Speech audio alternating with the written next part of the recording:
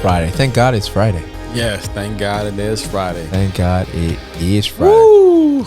Man, Friday. This dude. Hey, you guys caught him saying that, actually. That was pretty good. Friday. Yeah. Friday. Okay, there we go. Morbid Ray is back in the house. I wouldn't say. We missed you. I wouldn't say I'm morbid. We missed you. No, not morbid. It's the teensy-insy. So, what do you got? More like rigid. Rigid? I think I'm more rigid than Oh, man. This dude says goodbye. Woo! This dude says goodbye like, bye, Felicia. He's not a warm goodbye. This dude was like, bye.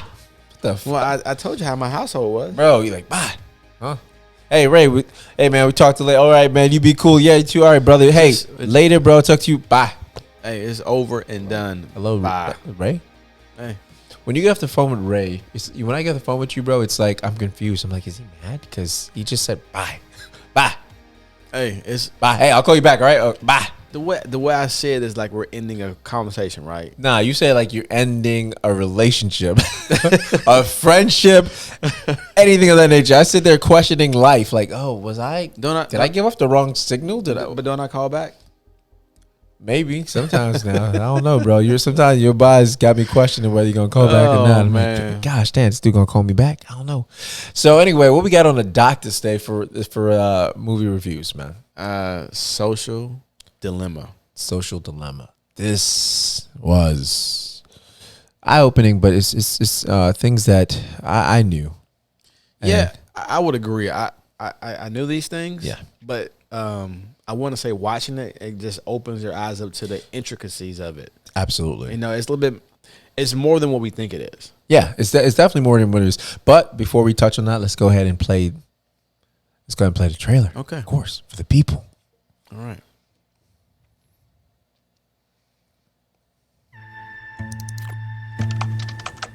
When you go to Google and type in climate change is, you're going to see different results depending on where you live and the particular things that Google knows about your interests. That's not by accident. That's a design technique. What I want people to know is that everything they're doing online is being watched, is being tracked. Every single action you take is carefully monitored and recorded. A lot of people think Google's just a search box and Facebook's just a place to see what my friends are doing. What they don't realize is there's entire teams of engineers whose job is to use your psychology against you. I was the co-inventor of the Facebook like button. I was the president of Pinterest, Google, Twitter, Instagram. There were meaningful changes happening around the world because of these platforms. I think we were naive about the flip side of that coin. We get rewarded by hearts, likes, thumbs up, and we conflate that with value and we conflate it with truth. A whole generation is more anxious, more depressed. I always felt like fundamentally it was a force for good. I don't know if I feel that way anymore. Facebook discovered that they were able to affect real-world behavior and emotions without ever triggering the user's awareness. They are completely clueless. Fake news spreads 6 times faster than true news. We're being bombarded with rumors. If everyone's entitled to their own facts, there's really no need for people to come together. In fact, there's really no need for people to interact. We have less control over who we are and what we really believe. If you want to control the population of your country, there has never been a tool as effective as Facebook. We built these things and we have a responsibility to change it. The intention could be, how do we make the world better? If technology creates mass chaos, loneliness, more polarization, more election hacking, more inability to focus on the real issues, we're toast. This is checkmate on humanity.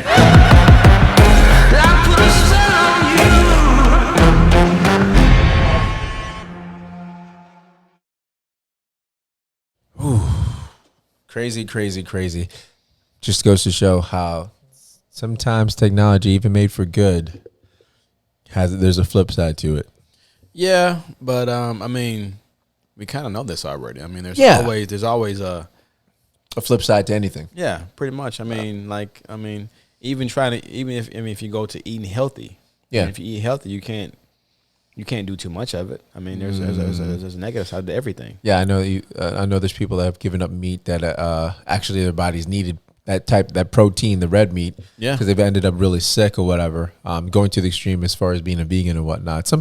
I think some people biologically can handle that diet. Some people can't. Yeah, I mean, it goes into like everybody's bodies are different. Yeah, you got to figure out what's good for you. Yeah, but on to social dilemma though. I mean,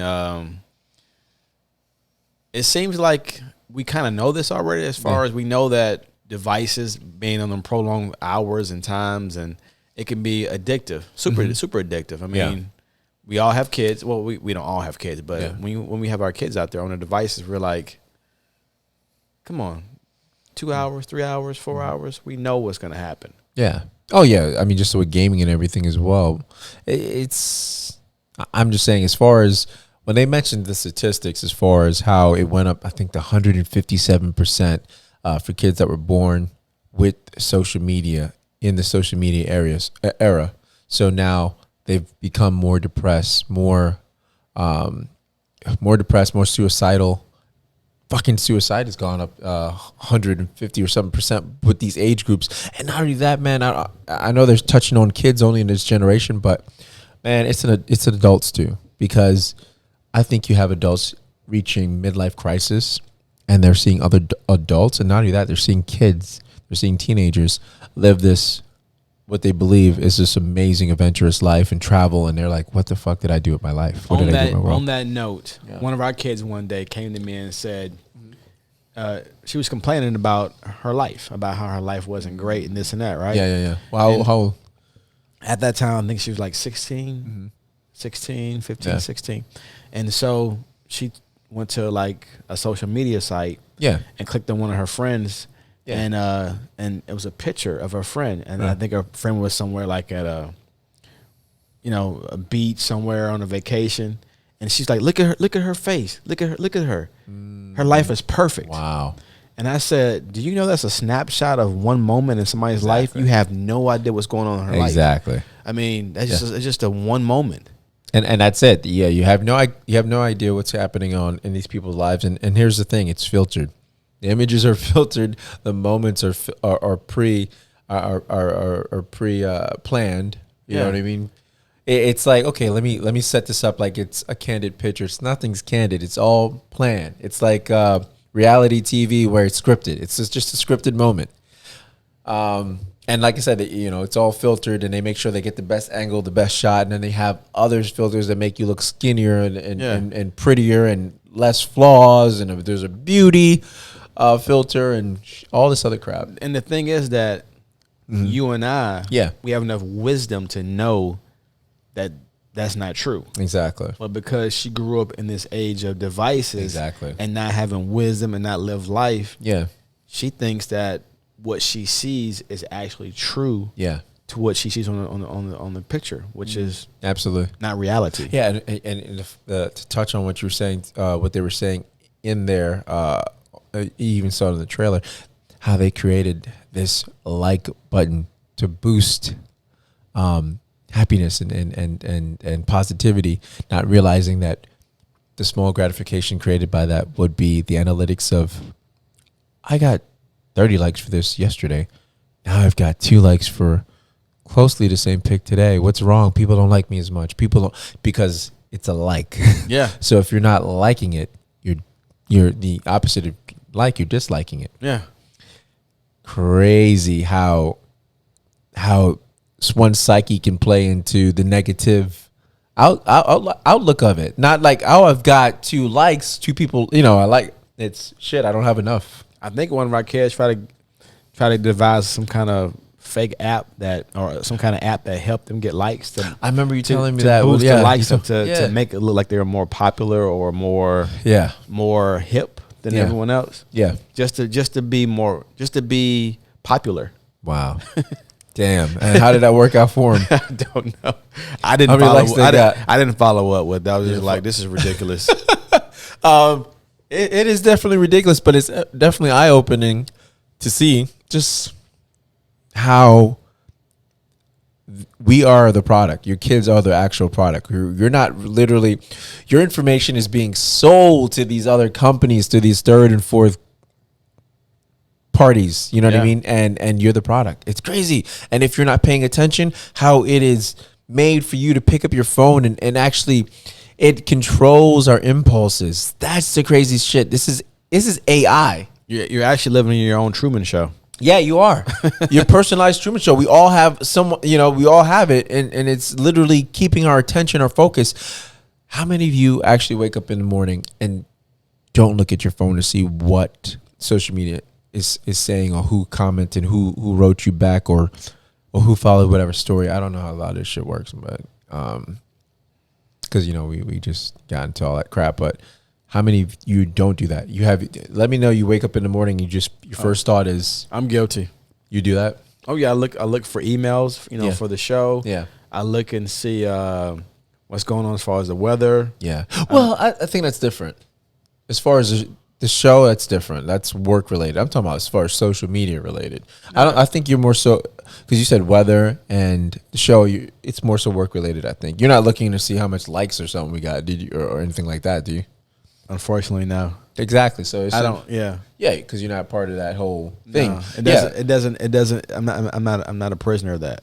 Absolutely. See, that's what I'm saying. As far as you and I think we're more so like who can we get on the show, or even if it's not the show, like, okay, what email responded to what whether it's work related or not, or I look at text messages like, oh, my mom texts and my brothers, right. So it's more so that it's more so family, or it's more so the third G, G generation as far as text messaging. So I still live in that generation, not the social media generation where I need that. I have that. I need that gratification. But and that's still part of the addiction too, though. What's that? The text messaging and stuff. I mean, you have your device, isn't it? The device, or we just. I think it's just solely on the I think the social media part where it's people you don't know. You don't know these people. You don't and you just have them liking your stuff and you're trying to compete with other people. Gotcha. So, that's why I think it's more so we're touching on that. Because I was asking my kids one day about how long could you go without a device? Yeah. Some of them said 3 days. Some of them said 1 hour. Wow.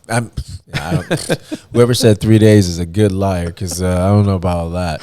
I mean, we try to talk to our daughters at the table. I'm like, hey, put down your phones, girls. Like Egypt and Kaylee, I'm like, put down your phones. And they're like, Kaylee will sit there and she's got something playing on from Netflix, and it's just everything has their attention. And it's like, holy crack. And we just talking. It's like you said, it's like, our lives are not interesting enough to just say, how's it going? Like, what happened today in school? Or, what's going on with your boyfriend or your friends? It's just like, no, I don't want to talk about it. And they just go right there. And I think, so sometimes you have, I have daughters, so the mood swings are there rapid. You know what I mean? So it's always constant. So it's like, you don't know whether it's social media. And I've seen it happen to, a friend posts something, they said they weren't feeling good if they're at the beach, or they're hanging out with this friend. So it's like everything, like you said, the Truman Show, everything's Big Brother. And people are telling on themselves without even knowing they're telling on themselves. So they're like, no, I'm not friends with this girl. And next, they're at a party, or the girl invites them to their birthday party and they're in the midst or whatever. And they're like, and so next, your teenager's pissed because they indirectly found something out, and now they're, pissed at a friend, and now they're taking it out on you, poor parents. So that's the stuff we have to deal with. There's so much, there's a lot of good with the social media because it brings people together, but there's also there's a lot more cons than pros with it. Yeah, I agree. I think because you're always comparing it to the next, you're trying to be like the next or be better than the next. And it's always competition. Yeah. I mean, definitely competition. I mean, I don't know if your kids will watch this because it'd probably be a rude awakening. So it almost be like an intervention. You show an alcoholic, hey, these are your habits. I don't know how kids would react to this. Maybe it might be eye-opening to sit there and show your kids, like, this is you. This is what it's doing to you. Look, they don't really care. They're just selling you. And not only that, did they show, I forgot what country it was, that it showed that it literally control the outcome of an election, and it brought civil war to one of these foreign countries. It was crazy. Yeah, I think it was it Africa? Was it Africa?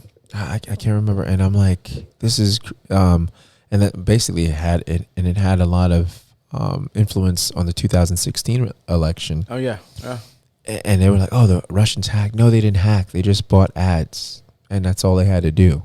And they're saying with Facebook that Facebook allowed fake news to without fact checking and stuff. Hey, if you pay for it and you spread it, it doesn't matter. We're not obligated, and that's why they got in so much trouble federally, on that federal level with the information that they were allowing third parties to put in that could actually affect a country. And I know that the developers of a lot of these apps and stuff like that. One of them that was on Rogan, you said his name was Tristan Harris. Tristan Harris, and we wrote him. So Tristan, if you get this, please respond. It would be really cool to have you on the show. I would love to sit there and talk to someone that actually had a part in this. Yeah. Because we have to use your products in order to promote our product. So it'd be nice to talk to the person that had some part of the creation in any of it. Yeah, most definitely. You know what I mean? And the fact that these people don't even want their kids to be on it. Some of these developers no, to keep. They know better. Yeah, it's literally having the devil in your household and in every room. I remember TV used to be the devil. Like, it was raising your kids. It was raising you. I think it was called Television. Oh, really? That's what you guys called it? I mean, not our household. I mean, not us, but there are other households that called it Television. Oh, wow. Nah, it's I just remember that being. It's so funny. So everything progresses, right? Because you had television being this, then you had the cell phone being, oh gosh, you have a cell phone with you now that you can't leave the house. You have to turn back. Well, it used to be the beeper. Now you have to, the beeper. So you got to beep. You got to stop up for the payphone. You don't see payphones anymore. There is one locally here. Just one, right? Library. The library? There's one there at the library? Right outside. Oh, wow. Speaking of, I got to get a library card. Get some books. Get some books up in here, man. Wow. Yeah, I know, off topic, but I was saying, so the progression of that, from the beepers to the telephones, and then you had it was so funny because I remember being younger and there was no, the cell phones were, it's like this high price thing you couldn't touch, and it's funny how they made everything. They always bring it down to make it affordable to get people on this band. Yeah, it began with the phone bag. What's the phone bag? What's that? You don't remember the phone bag? Oh, it was basically like this board right here, and it was a bag and a phone. It was like a portable phone that only rich folks had. Drug dealers or rich people had this phone. Really? It was like $1 a minute or something. Oh wow! No, I never heard. Is that the cell phone that was gray and big? Yeah, but that was a cell phone. This was the cell phone. This was more of a bag of, it was like a phone in the bag. When you get a chance, Google it. I'll have to Google it. It sounds like wine in a box. Gosh damn, Ray, where you come up with this stuff? I'm kidding. This is some crazy shit, yo. I'm surprised you never heard of the phone. I'm just wondering right now, if any of you guys ever seen Vampire in Brooklyn, I'm wondering how old is this mofo? Gosh damn, Ray, you a vampire? Holy crap. Oh, man. This dude said, hey, do you remember the switchboard? What? The switchboard? No, I don't remember. I remember seeing that. So you called you rang the operator and you told him who you want to call? No, but seriously, that was the phone in the bag. Okay, well, the phone in the bag and then the cell phone. I'll just play along. The phone in the bag because, he was... But you remember beepers, though, right? I remember beepers, yeah, but this dude was in the Navy. Okay. So he may have PTSD, so I'm going to be real cool with brother right now. Yeah, I remember. The phone in the bag. Oh, yes, Ray. Okay, cool. So, oh man, the phone in the bag, and then the beepers, the phone in the bag, and the cell phones. Okay, so let's get to the cell phones now. Yes, the ones that are not in the bag, the ones you kept in your pocket. So, we've moved down to regular phones now. Well, I'm saying with the cell phones, it was like, do you remember the anxiety you had? I remember getting a cell phone and not having this sense of freedom. It was like, whoa. At first, it was convenient, and you were like, oh shit, people are now you're just people know you have a cell phone. Now they call you. Now you have to pick up. It's no longer, I left my phone at home. You call, leave a message. It was like, now and I have the phone with me. There's no breathing room. So it was like a sense of anxiety. I think I had to make people wait till it was like, because they had the 7 and 7 or 9, the 9 o'clock thing where you can only call at certain times to be free or something. Yeah, I remember that. Yeah, so the weekend thing, they used to charge you for everything. Yeah, it used to be crazy prices. It was crazy price. I remember my brothers, man, they were like, they worked at first and whatever. So my twin brother, my older brother Richard, I gotta tell you, I'm gonna have a show one day. Twin brother that you was in the boy band with? This dude's hilarious. Yeah, man, come on now. Come on, we know. What was the boy band name? What was your boy band called? Hey, so do you guys? My brothers, man, I got brothers that look like doppelgangers of people. Doppelgangers. Doppelgangers. Yeah, my older brother looks like Jordan Peele. Oh, the light skinned dude. No, the other one with the glasses. The shorter guy. Yeah. Oh, okay. He looks just like him. Yeah. My youngest brother looks like a 5'10" LeBron James. Why you have to say LeBron James? Because he looks like LeBron James. You don't believe me? I got doppelgangers, bro. Anyway, but besides the point, what I'm trying to get at. What is it? Say it again. It's a was it a doppelganger? What is it called? What is it called? Doppelganger, because this dude watches all these vampires and shit. Doppelganger? Wait, say it again. Doppel. Is that what it is? Doppelganger. Yeah. Doppelganger. Yeah, you're right. It is because of the vampire shows. I know that's why. Doppelgangers. But I think it's what I watched. But Vampire Diaries. I know how to say switchboard. Anyhow, so they had cell phones and stuff first. They worked first, so they went and they would pay literally $500 and whatever for these cell phones as far as their monthly, $100, $200, because these calls would, there was long distance they charge you for. It was local calls. I don't think local calls were free. They were like a quarter. I don't know what they were a minute, but nothing was free when you paid for it. And this was what Sprint, I think, or Nokia. Remember Nokia used to have their phones? Yeah, Nokia. Yeah, man. So I just remember them having it, and I was like, yo, all the look at them now. Who has a Nokia now? Exactly. It's crazy. Yeah, exactly. And the thing about it is, remember when cell phones first came out, they were not affordable for kids. When the actual smartphones came out, they weren't affordable. They're still not affordable. You said, for kids, for anybody. No, they weren't affordable. Exactly. And they somehow made it obtainable as far as making monthly plans and payments, so your 4-year-old can have an iPhone 12 that's coming out or whatever. Right. And like these kids need these technologies, the iPad, everything. It just everybody has phones now. Everyone has a phone. And so if you don't have a phone, you're looked at as weird. It's very odd if you don't have a phone.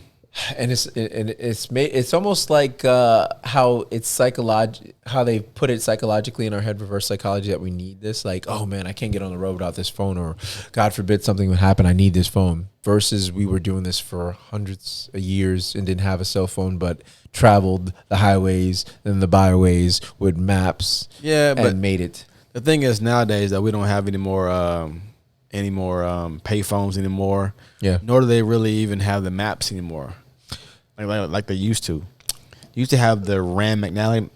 Is it Rand McNally maps? Yeah. Rand McNally maps. Mm-hmm. The ones you would find in like gas stations.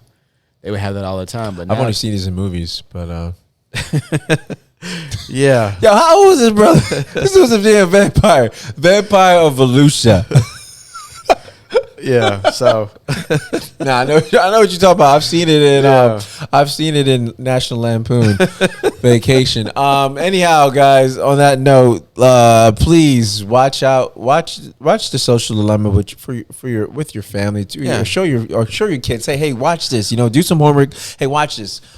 Just watch this, and maybe it might be eye opening to them. It's very informative, and you'll learn a lot. And it's scary, man. It's scary as shit. It is. It just makes you mindful of what you kind of already know, but it puts it in perspective of things you should just not one to have for your kids. Yeah, it makes it very mindful, and like I said, it almost makes you kind of hopeless in a sense. If we don't change things, like, what is this world going to be in 5-10 years? Like, are we going to be all narcissists? Are we, you know what I mean? It's scary, man.